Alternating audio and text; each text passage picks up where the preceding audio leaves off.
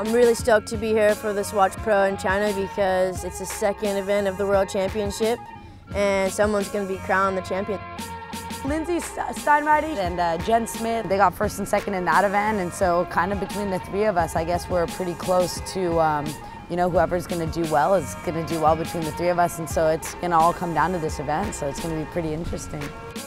I'm a little hungry. I'm in second, you know, so it's kind of that underdog feeling where you got to kind of do just better than you did before, so it's cool. Hopefully I haven't peaked out already. Jen is an awesome surfer. She's always going to go out there and perform, so I knew I had to be on top of my game.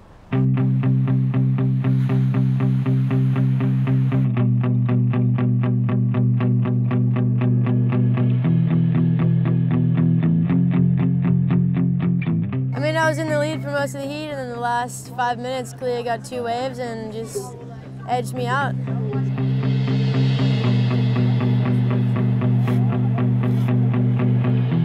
Honestly, I like everyone in the semis, so I'm rooting for everyone. I think I'd be lying if I didn't say that I wouldn't mind Chelsea or Kalia, you know, taking it, so it is what it is.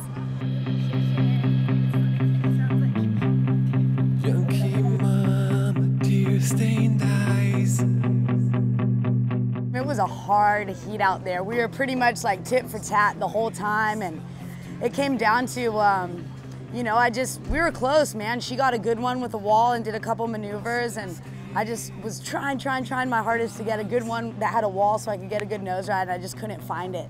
Little bumpy, little fat, and so, you know, so it goes.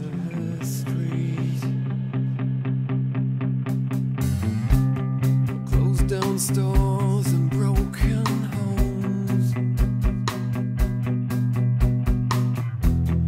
Windows slowly turning blind. Deep inside my mind, I picture you right by my side.